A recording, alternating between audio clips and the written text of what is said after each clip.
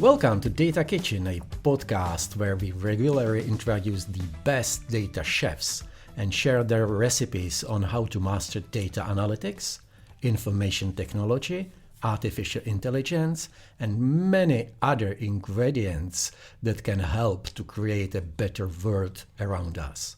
My name is Ota Novotný, and I will be your host today. And today I am joined by two exceptional guests from IE University, Madrid, Spain. Ikhlaq Sidhu, Dean of the School of Science and Technology, previously at UC Berkeley, where he helped to build one of the most influential entrepreneurship and technology programs in the world. And Rafif Srour, Dean of Programs at IE, driving innovation in STEM and IE education, curriculum design, and interdisciplinary learning, and building together with Ikhlaq the most influential programs in the world. Welcome to the podcast. It's great to have you both here. Thank you. Yeah, absolutely. Thank you for inviting us. I thought it was great that you mentioned that you talk about artificial intelligence on this one. I think we might want to also talk about human intelligence on this one too, because everyone's talking about the artificial version. Yeah, and I think the question we will have sometimes further on, it will be what will be left for human intelligence then. But let's start with your journey. What brought you into university teaching in the first place? Rafif? I think that what brought me to teaching was I always wanted to be a teacher. I think that when I was doing my bachelor studies in agricultural engineering, during the third year is when it kind of clicked in my mind that this is the setting where I would want to spend, my professional life. So for me, when I came to that realization, it was just a matter of time. So you finish your bachelor, you get your master's, you get your PhD, you do research, and then you come back to this setting. So for me, I always knew that. And this is how I kind of build my profession to capture those opportunities that were offered to me throughout my journey. Did you have any role model, like father being teachers? No, I did. My mother and father, both of them worked in business, right? So no, they're not teachers. But I had a couple of actually role models during my studies.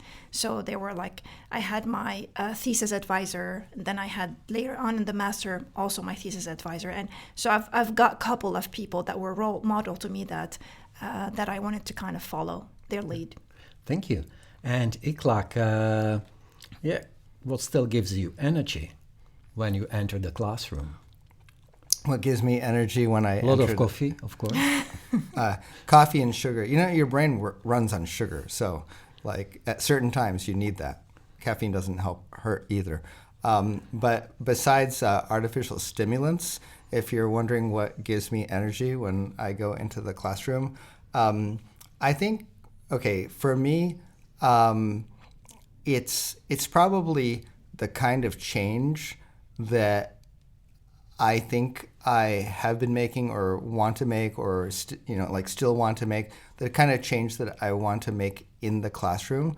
If I kind of backtrack a little bit how I even got into the classroom, I have to say I've spent a lot of years in academics, and in fact more years now in academics than in industry. But at some point, earlier I would say it was kind of more like half-half.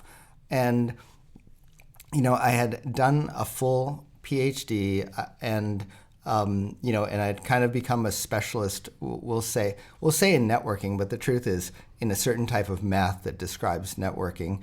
And then I went to a networking company. And when I was in the company, I got like a completely different side of, that field that I was supposed to be an expert in. Well, all of a sudden, there was like so many other things to do.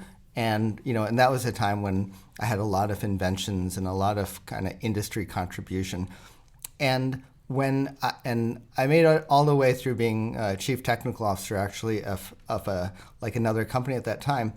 And at the end of that, I basically came back into academics. And when I did, the goal was, could I close the gap between the things that I learned the first time through, I'm going to say in the academic version, and my version of that same area, but this time in the industry version, and they're not exactly the same. And so if I could somehow put that back into the academics, and I think I've been kind of on that plan for, many, many years now, with different versions of how to do that.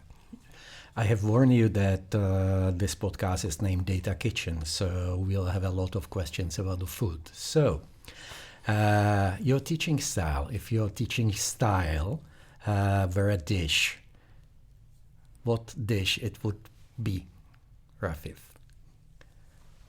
Wow. I can give you options if you would like to hear them. Okay, let's see. So it means carefully designed tasting menu, family meal, street food experiment. I would say carefully designed meal. I think that's, of course, carefully designed, meaning high quality, probably. But in the design, there should be a part in the design of the menu or the course, there should be the part where the students play a major role, and that is through their feedback. Thank you. Ikhlaq. All right. My answer is it's probably closer to an energy bar. And, I'm very kind of aware when I'm teaching something of what is the little piece of information that they don't have yet. And so, I'm not much into explaining everything that people already know. I try to get a gauge of that right in the beginning. And then there's something, you can almost call it strategic information, or there might be a better word for it. But I try to, in a minimalist way, get to that point pretty quickly. And, and I'll tell you this quick story, which is once with my daughter, this is many years ago when she was, still not even in high school, or maybe just about to enter high school. And she's explaining to me how they were teaching her geometry or some, simple form of math, some basic form of math. And I'm looking at her notes and all the stuff, and she's like, I don't know how to do this one thing, or I didn't understand this concept. And I'm looking at that, and I'm like, God, they're wasting all your time. How can it take an entire month to teach this topic? I'll explain it to you in 5 minutes. What's the important thing to know? And I'm like, here, this is the thing that you actually need to know. And then from that, you'll understand everything else. And she says, okay, I got that. And then she says, I feel sorry for everybody that doesn't have access to you, because there's a hard way to learn something, and there's kind of if you can really get to what is that little kernel, and I'm not saying I can do it every time, but if you can do it, it can be really eye-opening. There's an understanding. And so if I could aspire to it, that would be it. So it means everyone should have access to energy bars. Yeah, I guess so. You need the right little energy at the right time, I guess. And now I'm glad I have in front of me two educators, because I can finally ask them the questions I am getting all the time. So, what about today's students? Are they really different from the students you taught 10 or 20 years ago? Rafif? Absolutely. I think that I don't see I see a difference definitely between the students, the generation that we're teaching now, and the one that we've been actually teaching for the last 10 to 15 years. But lately, I'm starting to even see differences between 2 or 3 generations, like two years ago and 3 years ago. And so I would assume that the next question would be, how are they differing? Plus minus. Plus and minus, okay. Go on. I think there's definitely, we see things in the classroom. Attention span is getting much less. Their ability to synthesize is getting lesser. Their willingness to spend time doing readings, or which goes back to what Ikhlaq was saying at the beginning, is if you're giving them a lot of information, you're kind of forced in this generation to go right to the kernel or to the most important part. And I see this as kind of forcing us educators to change how we teach this generation, which is changing over the years, and much at a faster rate than what it used to happen earlier. Ikhlaq? Well, there's no doubt that social media and the cell phone usage and all that has had a macro effect on everyone's mind, and particularly younger people, while they're forming their mind, are more affected simply because the phones didn't exist and the things didn't exist 20 years before that. And it's true, but it's pretty easy to just kind of imagine through that lens that everyone is now affected in this certain way. But I have this theory, I can't prove it, but I think kids were always, like every generation thought the last generation somehow was out of touch and wasn't going to be able to do this and wasn't as great as they were, and all of this type of thing. And I'm going to say, I know that they're working against this constant social media that's working on them all the time, but I'm not quite ready to count them out. Because I think every 20 years and you look back, there was something going on and people probably said exactly the same thing. So I'm going to put in a vote of confidence for this next generation. Let's get it different way, because I agree with that. And in what sense the current generation of the students is stronger than the older generation?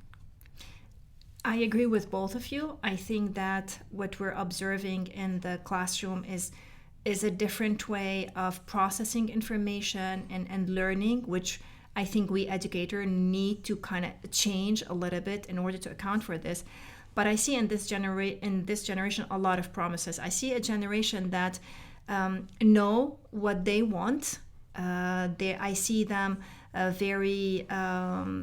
They're aware of they're very oriented towards social causes. They really want to change the world. I think they have. This is something that I see becoming more and more. Over the years, more apparent in this generation is that they really believe in certain things, irrespective of what these things are, and they truly want to make a difference. Which I think that's what makes them a strong generation for changes to happen in the future. Yeah. I'll agree with that, and I'll just add that they've grown up with all of these devices, with the computing, with the new tools, and they're pretty quick and pretty comfortable with all of these. We'll call them tools for a moment. That they can use them in a native way, and so maybe your disadvantage is also your advantage in this case. So we know them, and tell me what are you changing at IE, because the old model of teaching is no longer enough. Ikhlaq. The old model of teaching is no longer enough. Well, at least I think that's right. Okay, I will go with that. I will agree with that and comment on it. So I think where the old model of teaching is not enough is that if I go right to it, I think pedigree does not count as much as skills anymore. So the old model, you could just be smart and from a good school and have a nice stamp on the right piece of paper, and you can get pretty far with that. But in the world that we're in and the world that we're going into, really it's about what you can do and not what's written on the piece of paper. And that takes genuine skills, very modern skills, things that you can't get at a surface level, things you can't get just from reading the book. You may need to read the book to have the background, to have enough kind of basic fundamental capabilities, but the actual skills are now deeply embedded inside companies and inside projects and inside activities to be done, inside ventures to be built. They're there, and they're not like broad things. They're super narrow, specific things that like are actions to be done. And so that's the difference. You could say that education was always, somewhat behind industry, or somewhat behind, as people used to say, the real world, or whatever. But I think the real world is moving so fast that gap has gotten wider, and that's the difference. That's the new thing that needs to be added. We are telling together we have to innovate education. What would be the biggest mistake we can do doing the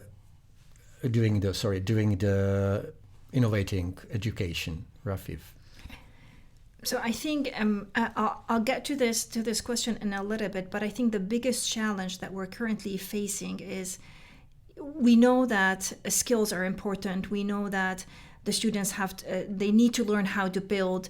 We know that they need to be exposed to real problems and try to solve real problems. So I think that we know this, but the biggest challenge for us educators is, what is the right balance? And that's bring me to your question, Ota, on what are some of the mistakes that we might be doing. So for us, really learning what's the right balance between the technical part, which is the theoretical part that the students need to learn, and how we complement this with enough real world exposure.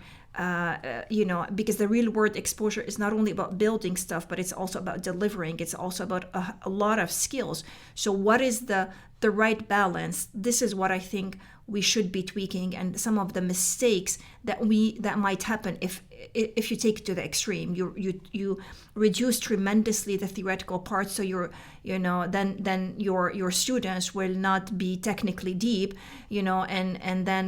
or you reduce the other part, which is you have a great, very deep people, but they don't know how to actually build something or address a real life problem. I think these are some of the mistakes that might happen in this process of us adjusting the right dosage of each. In discussions we have here at our university among the faculty, we have several opinions about using AI for education. We have one part of people who are telling, do not use it. Teach as you used to teach, because everyone needs to know the basics, as you told, or the base, and then can build on that. And then we have the other part who are telling AI native, AI in every lesson or something like that. What's your opinion on how to balance it, Ikhlaq? All right. Well, maybe a small part of both of them is true at the same time, which is clearly you do need some fundamentals.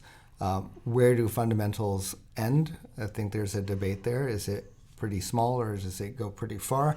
And you do have to, honestly, if you're not an AI power user and you're not able to really use all of these tools and all the new ones that are coming, and you can't use them effectively, you're at a huge disadvantage going forward, competing with any number of other people who could be 3 or 5 or 10 times more competitive than you. So I think if you believe only one of these groups at the same time, I think you haven't got the full answer.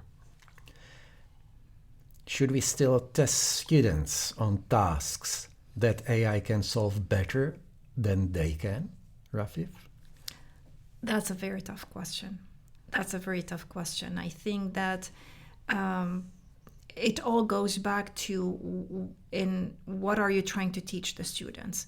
And so for me, there's not a one answer to this. So if your goal is for the students to learn the fundamentals, then you have to come up with an evaluation system that allows you to evaluate that part of the knowledge. If then you want to see how the students they're applying or they're using the AI, then that puts you in a completely different evaluation system. And I don't have really the answer to that, because then the question that if you stop evaluating the students on the knowledge, because some of the things that they can do can be generated by AI, how do you evaluate students? Ikhlaq? Yeah, okay, I'll build on that. I'll say that, what is it that we're really testing is probably the first question. And actually, Rafif was talking about this earlier today, and I think she's kind of got it right, which is like how much of that fundamental is just truly fundamental, and you can't get by, and you can't accomplish things if you don't have it. And I'll just give you like these two extremes. One way to solve a problem is kind of like Thomas Edison is famous for, where he's trying to figure out what is this little filament that you can run electricity through, and it'll make a light bulb, it'll make light come out of it. And he's famous for just testing like 1,000 different things. Didn't necessarily know why one was going to work more than another, but just through like kind of brute force in a way, having enough testing going on, got an answer, and you can call that a breakthrough of a type. Some problems can be solved like that, and to some degree, AI leads a little bit to that kind of a solution. So with this tool, you can just try a lot of things, you can guess a lot of things, you can, experiment a lot with it, but it doesn't mean you actually understand why the answer is the answer. It just means that you were able to try a lot of things and you're able to like pick it up on the fly. And on the other hand, you can think of the like much deeper contributions that have been made, and like, could you make an antibiotic just by randomly mixing chemicals together forever? Like, probably not. Maybe you needed to actually understand why something is happening the way it is. Your next guess, there's a depth in the next guess of the next experiment that you make. And and I'm back to my answer on both, right? Which is, yes, we need the AI so that we can do the tests faster and that we can be productive faster. But we cannot think that is a replacement for the understanding. You might get the first light bulb that way with a basic filament. You're not going to get an LED light bulb that way. And for that, there's basically a Millennium or a Nobel Prize type of, situation. That is not a matter of just trying a few different chemicals. That's a 20 plus layer silicon, process. And thousands and thousands of researchers worked on it. And finally, we got a blue light LED. Wasn't going to happen just by guessing. We at the universities, we used to operate on for hundreds of years on, as I call it, gatekeepers model. So it means you have to go through the gate to get the knowledge. And suddenly, the knowledge is everywhere. It's available nearly for free, for price of lunch per month. So why should someone still go to university, Rafif? I don't know, just to keep us have a job, maybe. No, I think that back to what you just said, Ota, I think that if we truly believe as educators that the true value that we're bringing to students is in knowledge generation. I think we have to rethink our entire approach to university and to higher education. I think that the true value that higher education will bring is more on shaping mindsets and helping the students do the transition from their high school all the way to their professional life. This is where we play a major role in the way they think and the interaction and the getting to know themselves better as professional. I think this opportunity that higher education or university settings offer to students, I don't think this is not a single technology or AI can ever replace.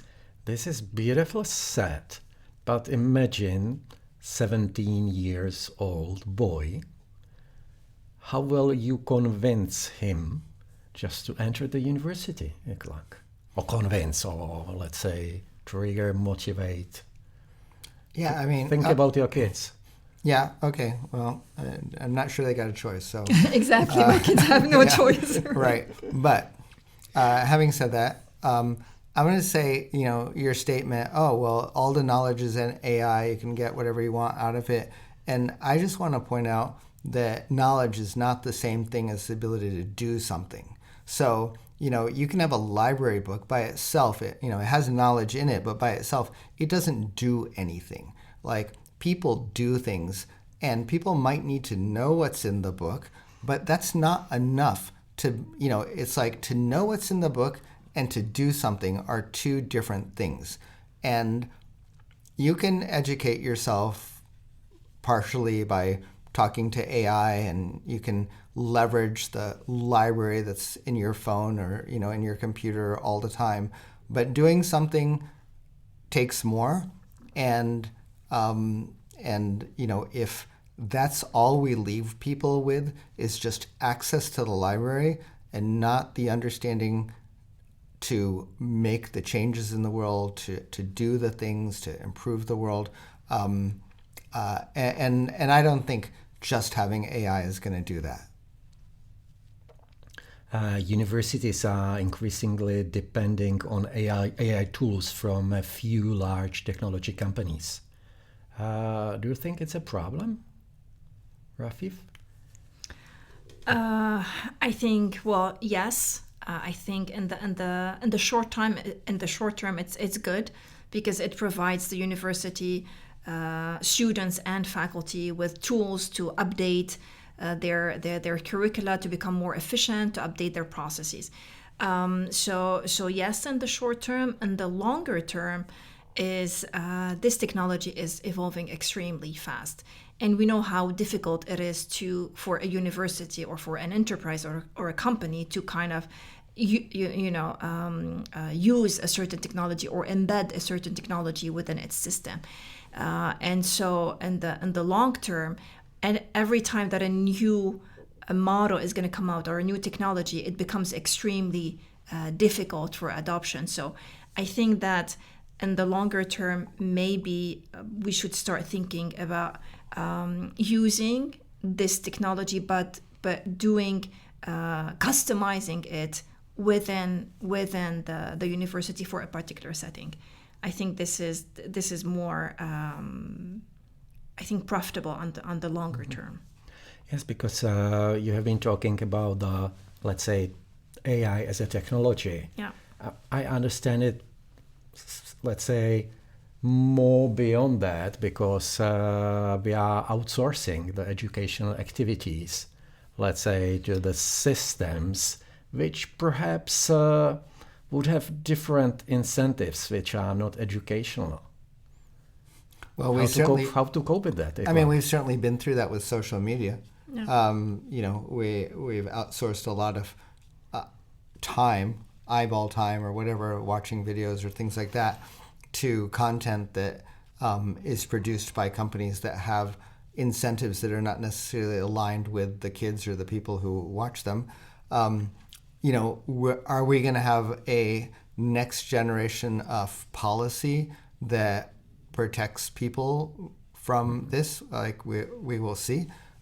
We'll see what happens there. I think we've certainly got some history to look back on to understand where negative effects did actually get through to people, and so there's probably some hope there. But I think that the question of like there are only a few, right? There's only a few of these players.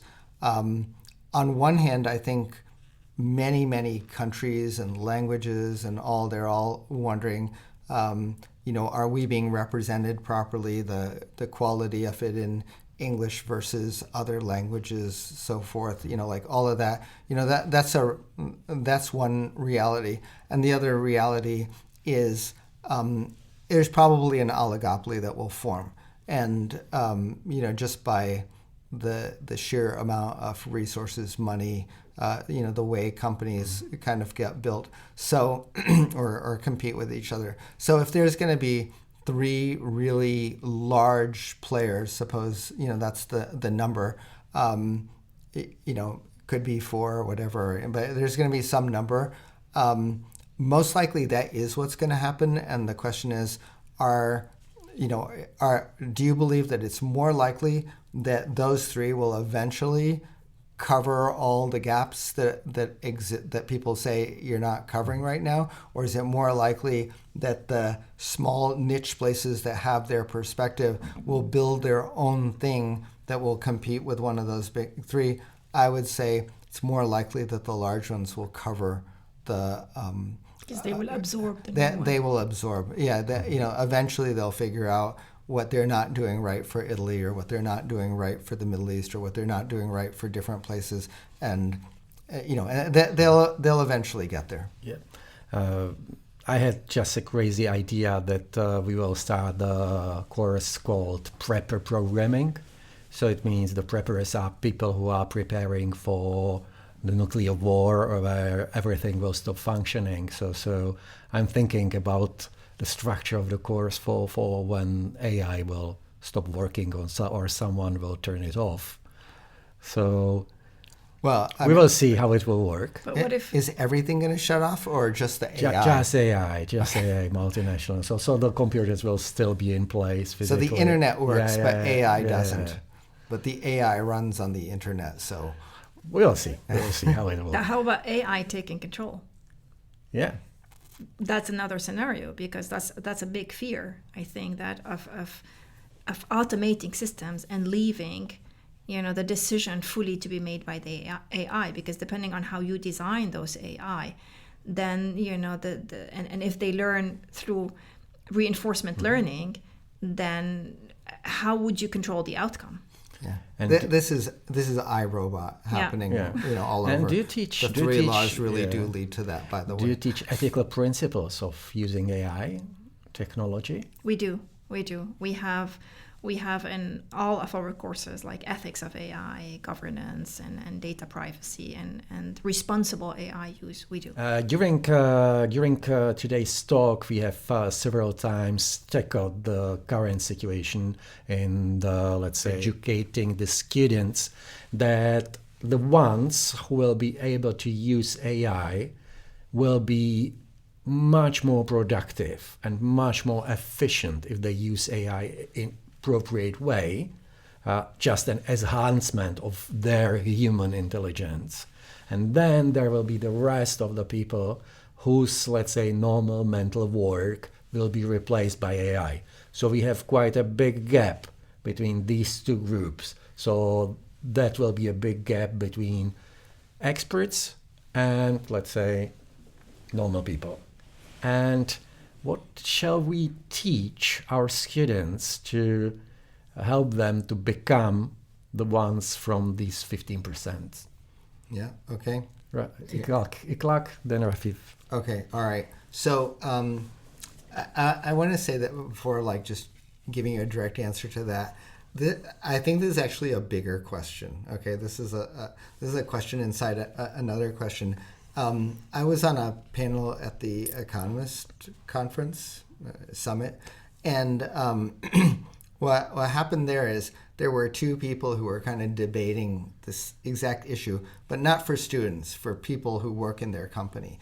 And one of the people was saying, we really need to empower whichever set of people in our company really want to be in that so-called 15%, make them, as capable as possible, give them whatever they need, and then let the company do well.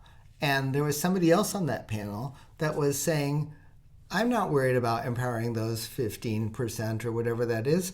I'm worried about how do you bring everybody else in the company and keep them together. And basically, this is a capitalist versus socialist discussion that's playing out in the AI world. Because there's a set of people who are going to say, forget about whoever doesn't do it. Let's focus on letting the people who are the most capable take it as far as they can. And there's going to be another group of people that say that's a completely misguided philosophy and that we need to keep everyone together. We don't want to let the gap between the least and the most get too far apart. And so I just want to say, before you get an answer to this exact thing, we haven't solved it with money, and we haven't solved it with any of the other things because we keep going back and forth on this topic. It's just we've only added AI to the exact same spectrum, bigger. right? Yeah. Okay, so now you can take it however you want. If you want to improve the top ones, then just tell them how important it is and how you're going to be more competitive and so forth. And if you want to worry about kind of keeping everyone together, then you think of all the ways that we do that in the economy. But there's no doubt that there is a divide there, and there's always been kind of a rich-poor divide.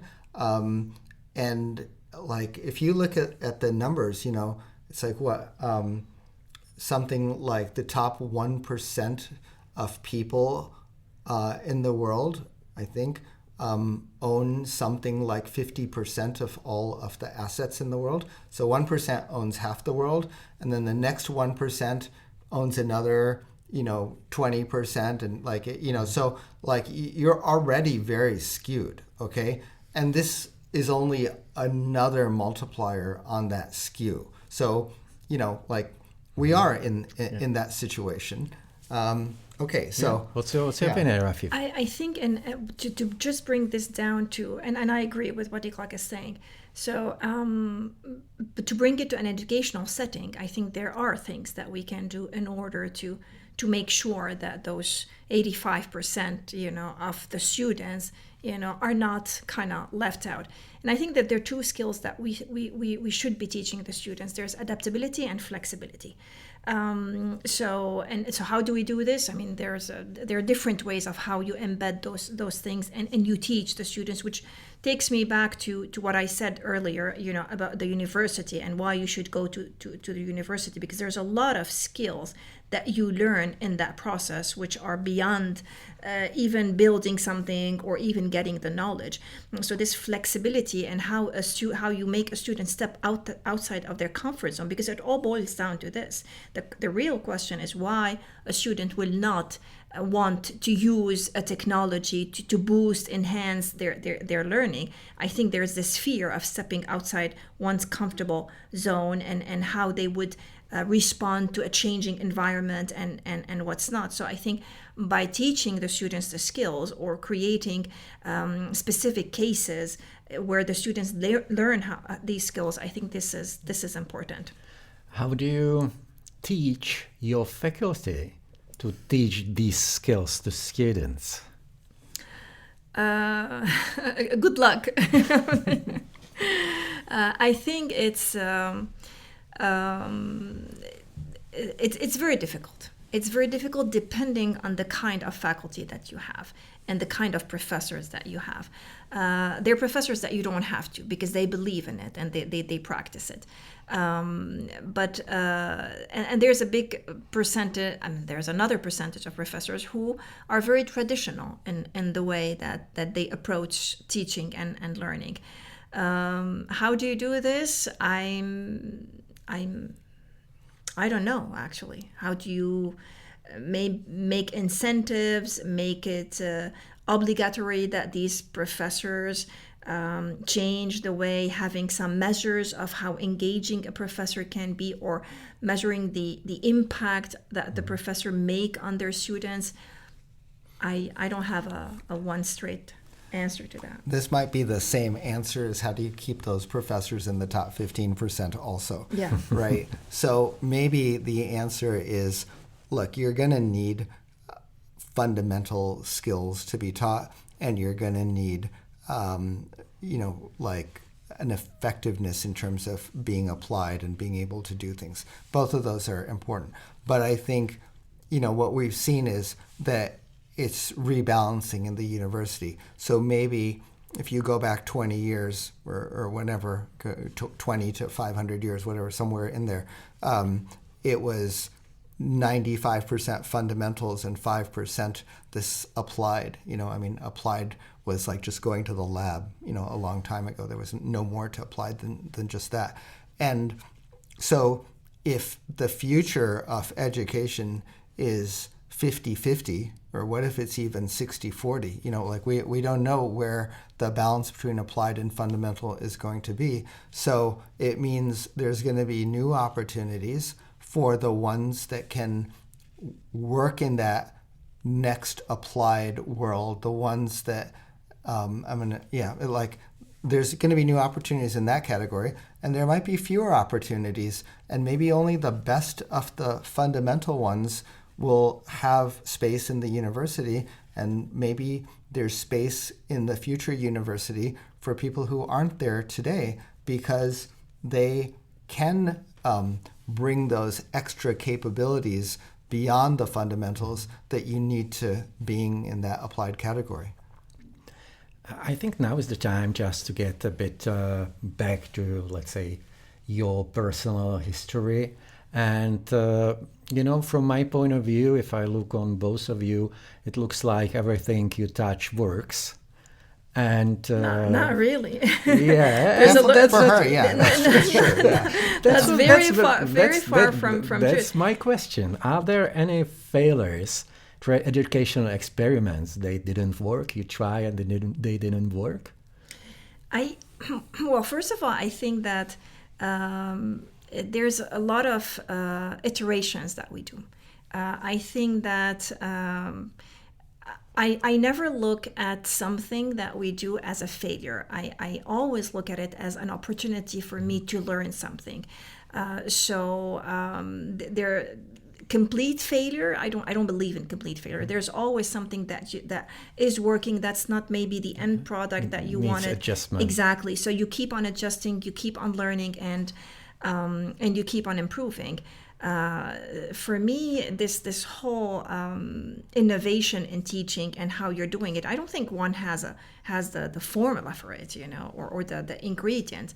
I think the most important ingredient is actually be willing to step outside your comfort zone and try something new and fail, accept failure even before you start, and then slowly things will come together. So I don't know how Ikhlaq you see it. Yeah, I agree with that. So I'll say other smart people besides Rafif have said things similar, and I can think of one relatively famous person, not to be named at this moment, but they said, failure is really only learning and adaptation. So, you can think that you didn't get the result that you want right now, but in the long term, it's just how long are you going to stick with it, or how much are you going to adapt to what the right answer, the right goal is. So I don't think we had failures in that way. I think we just haven't seen where they probably all started with good intention, and we just haven't necessarily gotten to the result yet. But I think we will. Yeah. Thank you very much for your answers, and now is the time just to move to our final part of our podcast, which is devoted to food. Okay. So I have two questions. I think one of them is pretty simple, and one of them will be pretty hard. Let's start with the simple one and it will be for both of you. The simple one is, would you personally like to cook or eat if you do not like to cook? Rafif? I don't cook very much, but and we're talking about food here, right? Yes. Okay, I thought cooking a program or cooking No. some new strategic. Okay, but if I am to cook something, I like to cook like Lebanese food. Stuffed grapevine, like tabbouleh. So these are kind of, tabbouleh might seem like a normal. It's a salad, but the preparation time it takes time. So yeah, that's me cooking some Lebanese food. Thank you, Ikhlaq. Okay. I have to say I'm really terrible when it comes to cooking, and my wife knows this story pretty well because she lived through it. So when we first got married, I knew how to cook basically like one thing, maybe two. My best creation was basically spaghetti because I can boil it and add some sauce to it. So, that's what it was. Do you make the sauce or do you buy the sauce? Okay, let's not get into the details right now, but let's just say that right after we got married, I showed her how I make it. And then I don't think I ever made spaghetti after that. So I transferred that. And so she's well aware of, one, my lack of capability here, and two, the fact that she inherited whatever it was that I had supposedly learned in the first almost 30 years or so. Yeah.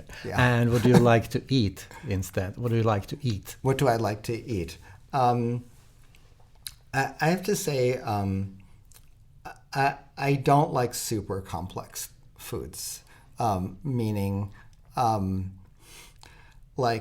I don't know how much hate mail I will get for this, but Michelin star restaurants are really not my thing. I'll tell you, and that's because I don't recognize the food anymore. It's I'll put something down in front of you and say, "This is a turkey."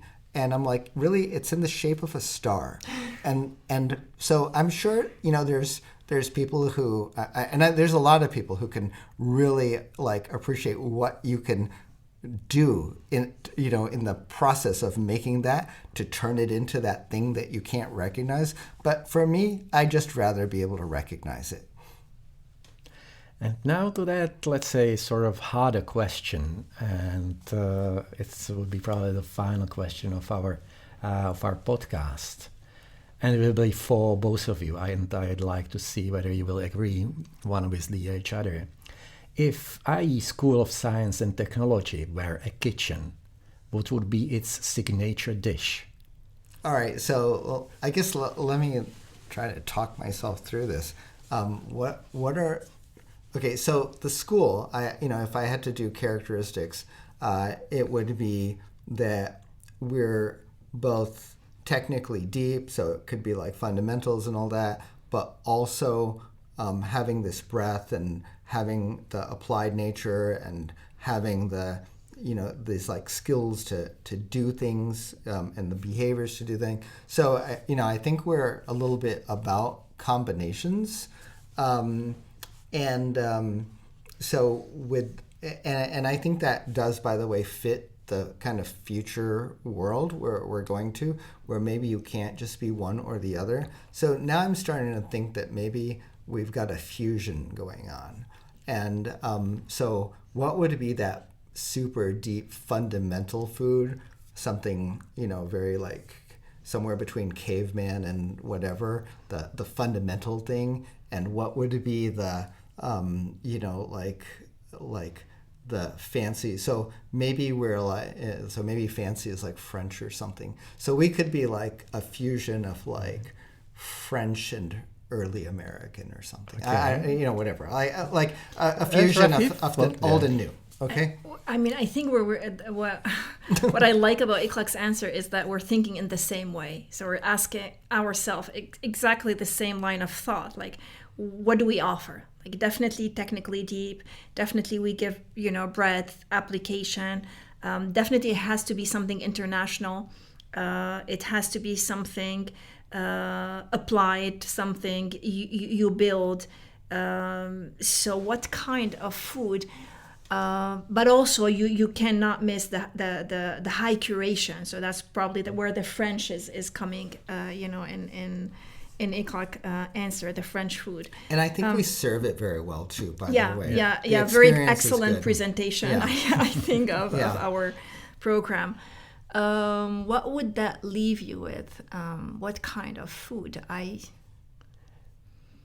think, Do you have, when we're talking, can you think about something? It's sort of vibration, because when I just gave you that question, the fusion came to my mind instantly. Okay. Yeah. So, and it's good because sometimes the fusion could be the fusion of anything, but the ingredients you would like to combine together to get a new taste or something. So. Yep. So definitely a new dish, I think. Yeah. We know those ingredients. You have just to name it. Exactly. By the way, it's named IE School of Science and Technology. Yes. Yeah. So, it was my pleasure to have you both in my podcast, and I'm glad we are cooperating, meeting each other, and sharing the experiences and inspiration. I'm always looking forward to meet you again. Thank you very much for taking part. Yeah, well, thank you so much. Yeah, thank you for inviting us. It's been truly a pleasure. Thank you. It's been truly a pleasure, and it's truly been a very tough, mind-expanding exactly. interview. Yes. Thank you so much, Otto. Thank you. My pleasure.